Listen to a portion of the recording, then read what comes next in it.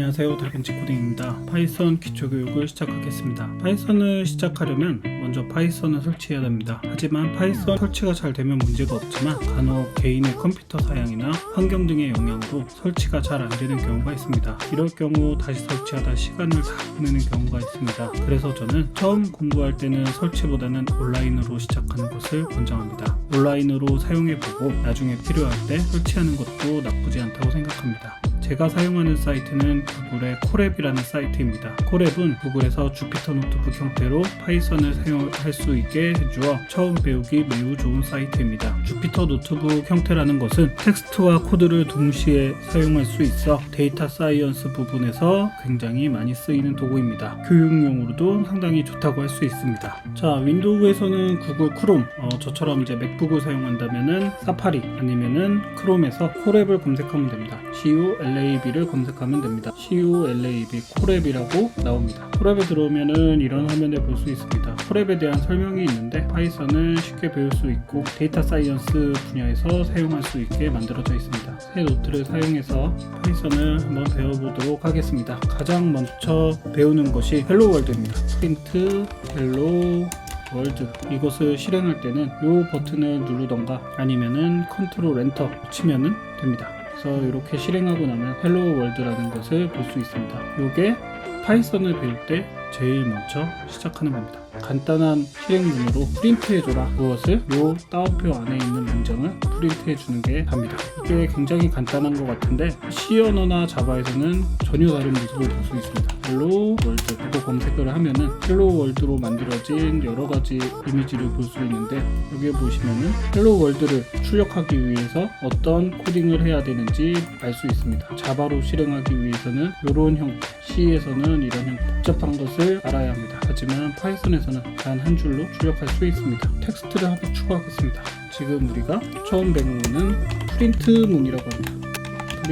프린트문은 원하는 문장 혹은 결과를 출력할 때 사용하는 함수입니다. 따옴표 안에 모든 글자를 그대로 출력해 줍니다. 따옴표 안에 모든 글자를 그대로 출력해 준다는 것입니다. 세 번째, 쌍따옴표, 홀따옴표 어느 것을 사용해도 된다. 여기서는 헬로 월드 쌍따옴표를 사용했는데 쌍따옴표 대신에 홀따옴표를 사용해도 그대로 출력이 됩니다. 이 말을 왜 하냐면은 파이썬에서는 상관이 없는데 C 언어나 자바에서라면은 쌍따옴표와 홀따옴표의 역할이 정확히 구분되어 있습니다. 파이썬은 어느 것을 사용해도 상관이 없습니다. 앞에 쌍따옴표를 사용했다면 뒤에도 쌍따옴표, 앞에 홀따옴표를 사용했다면 뒤에도 홀따옴표를 사용해야 됩니다.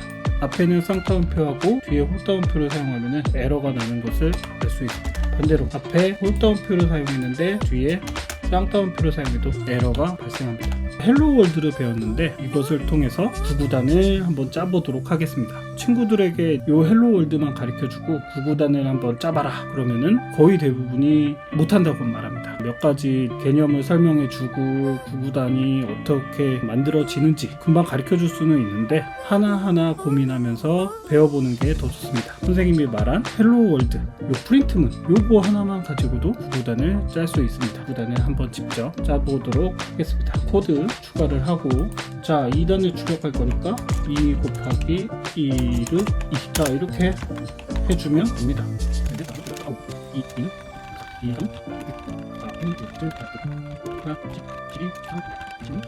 이런 식으로 작성을 하면은 구구단이 출력되는 것을 알 수 있습니다. 파이썬을 배워서 간단하게 구할 수는 있지만 그렇게 한 결과랑 이렇게 한 결과는 똑같습니다. 우리가 게임을 하더라도 그 안에 구현이 되어 있는지는 전혀 생각하지 않는 거랑 똑같이 프로그래밍도 지금 이렇게 짜나 단 몇 줄로 짜나 똑같은 결과를 보여줄 수 있는 것은 맞습니다. 물론 이제 알고리즘을 배우고 뭐 시간 복잡도나 이런 걸 배우면은 같은 내용을 출력하는 것이라도 많은 차이점이 있다는 것을 알게 되긴 하겠지만 또 지금 거기까지는 생각할 필요 없이 이렇게 구구단을 출력할 수 있다는 것만 기억하면 됩니다. 여기다가 하나 텍스트를 추가해서 합치 원사 더하기 빼기는 그대로 사용이 됩니다. 곱하기 요거 x 같은 요 모양은 별표를 사용하고 나누기 이렇게 슬러시 기호를 사용합니다. 요거 앞으로 별표를 보면은 곱하기라고 생각하시면 됩니다. 선생님한테 이렇게 구구단을 만들었다고 자랑을 하니까 선생님이 자, 나는 2단이 궁금한 게 아니라 78단이 보고 싶어 라고 말을 합니다. 그러면 어떻게 하면 될까요? 전부 다 78 곱하기 1은 78, 78 곱하기 2는 156 뭐 이렇게 계산을 해주면 되는데 점점 내려가면 내려갈수록 계산하기가 힘듭니다. 컴퓨터는 계산을 굉장히 잘한다는데 그것을 이제 컴퓨터한테 시키는 겁니다. 프린트문은 따옴표 안에 모든 글자를 그대로 출력해 준다고 하는데 따옴표를 벗어나게 되면 파이썬이 뭐 실행을 한다거나 계산을 한다거나 이런 걸 하게 됩니다. 따옴표 안에 문자는 그대로 출력했는데 밖에 글자, 숫자들은 계산을 하거나 프로그램이라면 실행을 하게 됩니다. 그리고 여러 가지를 출력할 때에는 콤마로 구분을 합니다. 자, 이거를 전체를 복사를 해서 78단을 만들기 위해서 앞에를 78로 바꿔주고 78 곱하기 1은 콤마로 구분을 하고 78 곱하기 1 이렇게 작성을 해주는 겁니다.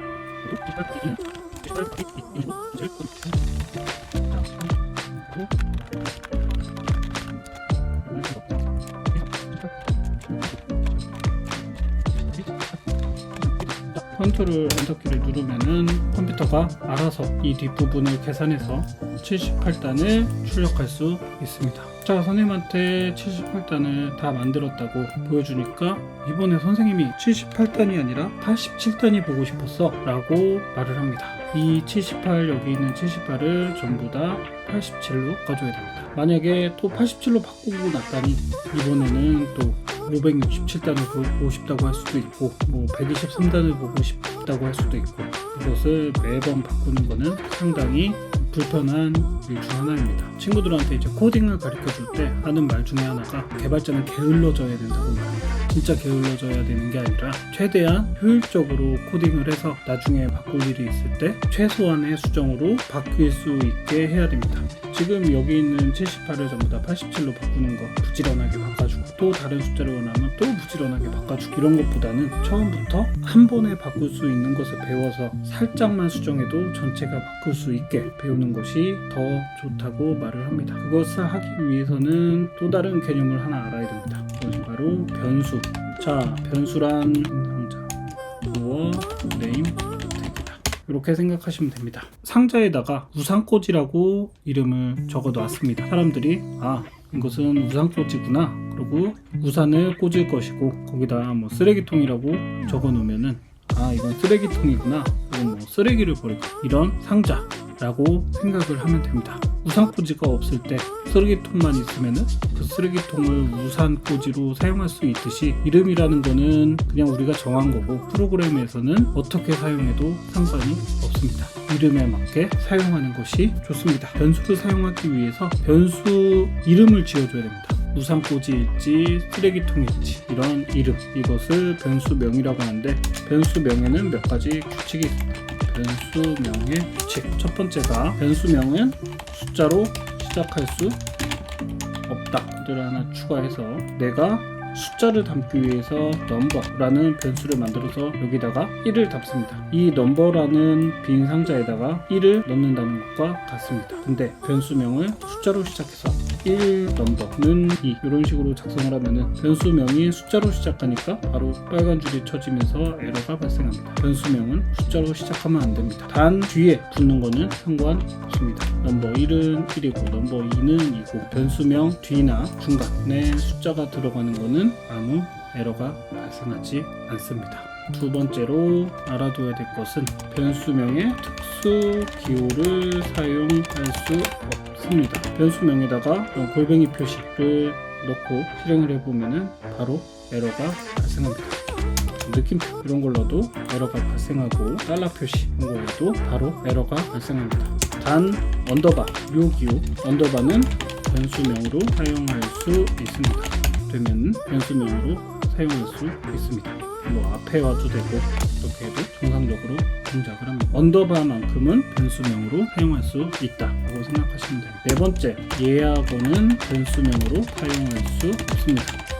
자, 자, 예약어라는 게 뭐냐면은 파이썬에서 프로그래밍을 위해서 사용하는 단어들이 몇 가지인데 그런 것들은 변수명으로 사용할 수 없다는 겁니다. if라든지 else, while, for 등등 이런 단어들은 변수명으로 사용할 수 없습니다. if는 1 이렇게 하면은 얘는 이 if는 변수명으로 사용할 수 없기 때문에 바로 에러가 발생합니다. 다섯 번째로 대문자와 소문자를 구분합니다. A 이거는 전혀 다른 변수명이라는 뜻입니다. 이렇게 똑같은 AA지만 대문자 A와 소문자 A는 전혀 다른 것으로 판단합니다. if 이런 것도 가능합니다.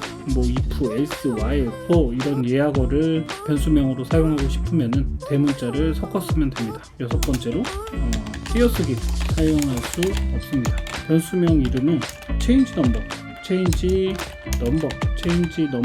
이런 식으로 변수명을 지으면은 에러가 발생합니다. 이런 이름을 지을 때 이렇게 붙였으면은 보기가 안 좋으니까 특수기호 언더바를 사용하거나 아니면은 중간에 대문자를 사용하던가 이런 식으로 사용을 합니다. 변수라는 것을 알아봤습니다. 87단을 만들기 위해서 앞에 해놨던 거를 그대로 흡사해서 가져오겠습니다. 87을 넘버의 약자 num이라는 변수로 만들어서 변수에 87을 넣습니다. 그리고 78을 전부 다 num으로 바꿔줍니다.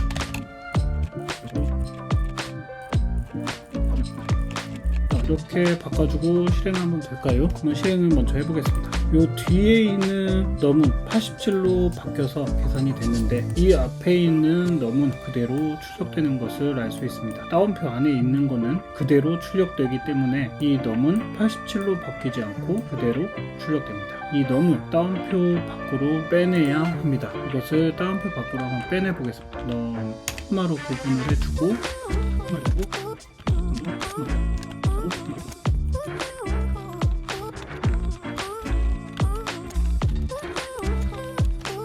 만들어주고 실행을 해보겠습니다.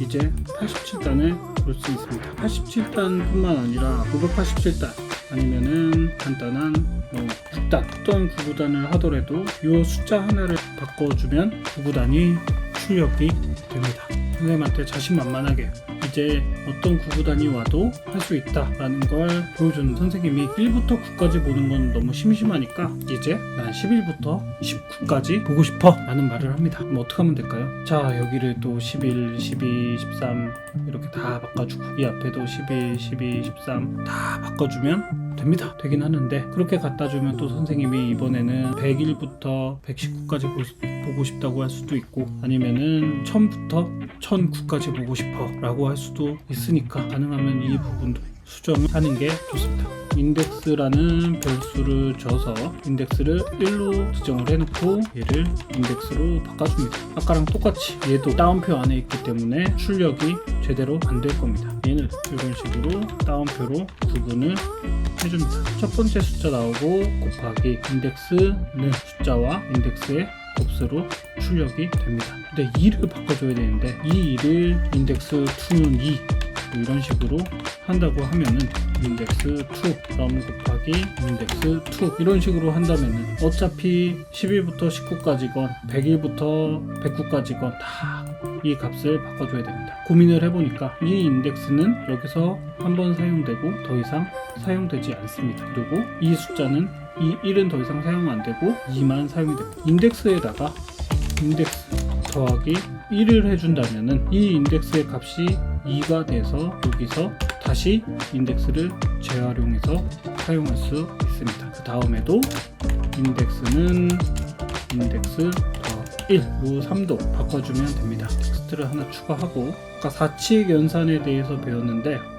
할당 연산자라는 것이 있습니다. 할당 연산자 우리가 이미 사용을 하고 있던 건데 제가 말은 하지 않고 사용했습니다. 이게 뭐냐면은 첫 번째로 는 오른쪽 값을 왼쪽에 대입하는 연산자가 는이라는 이퀄 는이라는 기호입니다. 두 번째로 4칙 연산을 앞에 쓰고 는을 붙이면은 이런 식으로 이것을 하게 되면은 오른쪽 값을 왼쪽에 더해준다 이렇게 사용하는 게 아니라 인덱스 더하기 1 이렇게 사용을 하면은 이 인덱스 기존 값에다가 1을 더해주게 됩니다. 빼기는 이제 오른쪽 값을 왼쪽에 빼준다, 곱하기, 나누기 그런 기호들도 다 똑같이 사용이 가능합니다. 왼쪽에 사칙, 연산하여 대입한다. 요거 말고도 이제 할당연산자가 몇 개 더 있는데 그거는 이제 나중에 배우도록 하겠습니다. 여기도 플러스 1. 이 3, 4, 5, 6, 7, 8, 9를 수정하는 게 아니라 얘네들을 복사해서 9번 복사를 해서 하면은 67단이 정상적으로 나왔고, 이 인덱스 값만 11로 바꿔주면은 67단에 11부터 19 인덱스 값을 101로 바꿔주면 67 곱하기 101부터 67 곱하기 109까지 출력할 수 있음을 알 수 있습니다. 자, 이렇게 구단에 대해서 배워보았습니다. 지금까지 배운 거를 한번 다시 생각해보면은 프린트문에 대해서 배웠고, 사칙연산은 어떻게 하는지, 변수가 무엇이고 변수명은 어떻게 만드는지, 할당연산자가 무엇인지, 어떻게 사용하는지를 배웠습니다. 이제 다음 시간에는 반복문을 배워서 좀 더 구구단의 크기를 줄여보고 더 빠르게 만들 수 있는 방법을 배워보도록 하겠습니다. 다음 시간에 다시 뵙겠습니다.